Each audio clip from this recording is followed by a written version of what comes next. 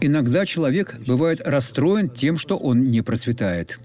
Но если бы он прочел в Библии стих 2 из Притч, главы 13, который я прочту вам, он бы понял. «От плода уст своих, от того, что вы заявляете, человек вкусит добро. Ваши уста производят для вас добро. Если ваше сердце полно Словом Божьим, с уст слетит то, что принесет вам добро. Душа же законопреступников – зло». Кто такие законопреступники, доктор Суарес? Это те, кто делает то, что им не положено. Бог сказал: не делай, а вы берете и делаете. Вы законопреступник. Знаете, что вы пожнете? Зло. Нет. Попросите у Бога прощения и исправьте свой путь. Посмотрите на человека, который был благословлен.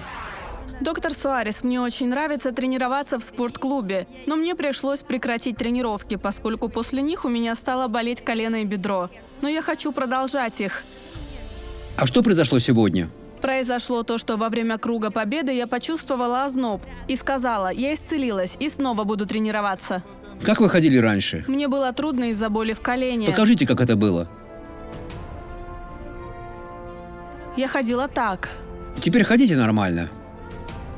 Я исцелилась. Можете идти, возвращайтесь в свой клуб. Теперь я молюсь с вами и говорю: Отец, во имя Господа Иисуса, я благословляю человека, который в слезах, в рыданиях смотрит нас на Среднем Востоке. Он просит о помощи, и помощь пришла. Все зло уйди из этой жизни во имя Иисуса, а вы скажите: аминь.